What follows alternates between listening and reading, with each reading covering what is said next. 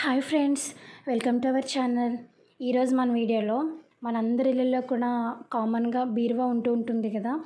ఎంత మనం కబోర్డ్స్ కట్టించేసుకున్నా కూడా అందరింట్లో పెద్దవాళ్ళు పెట్టిందో లేకపోతే పూర్వందో ఏదో ఒక బీరువా ఉంటుంది. సో అది ఎక్కువ తుప్పు పట్టేస్తూ ఉంటుంది. అలాగే చూడడానికి కూడా అంత షైనీగా ఉండదు మనం ఎక్కువసార్లు క్లీన్ చేసుకోకపోతే.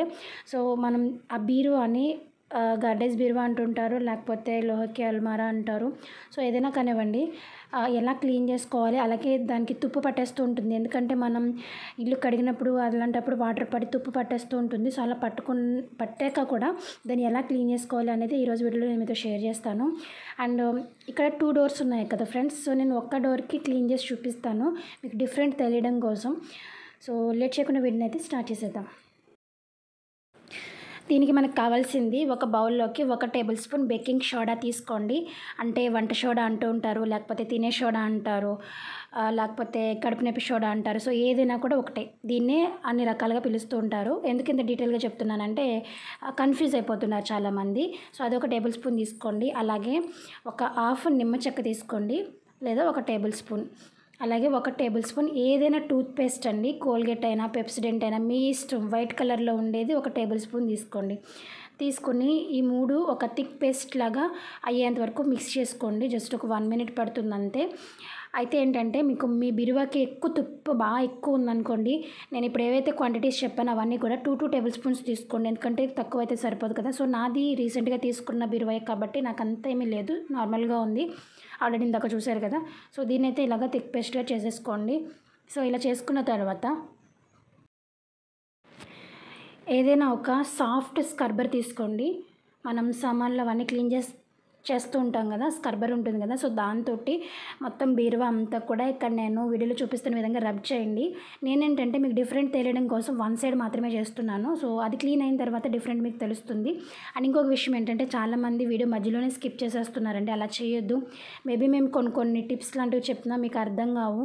అలాగే లాస్ట్లో మేము ఇంకో ఏదైనా చెప్పామంటే మీరు సగం చూసి మీరు దాన్ని ట్రై చేసి మీకు రాలేదని అంటే దానికి మేమేం చేయలేము. కాబట్టి ఫుల్గా వాచ్ చేయండి మీకు టైం ఉంటే, లేదు అంటే మొత్తంకి వాచ్ చేయదు. సో అది నా రిక్వెస్ట్ అండి. సగం చూసి అయితే ఎప్పుడు ఏ పని చేయకూడదు. సో ఇలా అయితే నేను మొత్తం రబ్ చేసేసుకోవాలి క్లీన్ అయ్యేంత వరకు కూడా. మీ బీరువా అనేది ఇంకా డర్టీగా చిరాగ్గా ఉందంటే కనుక ఇలా రబ్ చేసేసుకున్న తర్వాత ఒక 15 to 20 మినిట్స్ అలా వదిలేయండి.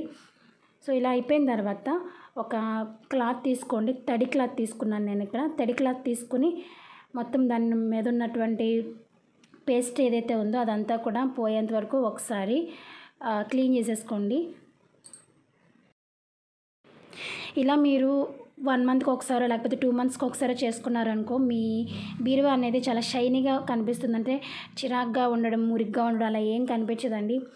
సో ఇలాగ తడి క్లాత్తో చేసేసుకున్న తర్వాత మళ్ళీ ఒక పొడి క్లాత్ అనేది తీసుకోండి. పొడి క్లాత్ తీసుకుని మళ్ళీ ఒకసారి నీట్గా క్లీన్ చేసుకుంటూ వచ్చినట్లయితే శుభ్రంగా క్లీన్ అయిపోతుంది.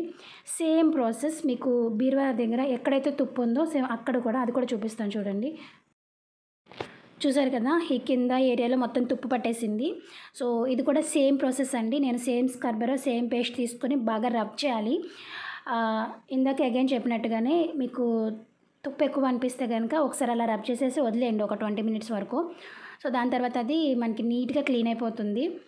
అలాగే మీరు ఇక్కడ మరీ ఎక్కువ తుప్పు అనిపిస్తే కనుక మనకి స్టీల్ స్క్రబ్బర్ ఉంటుంది కదా, అది తీసుకోండి.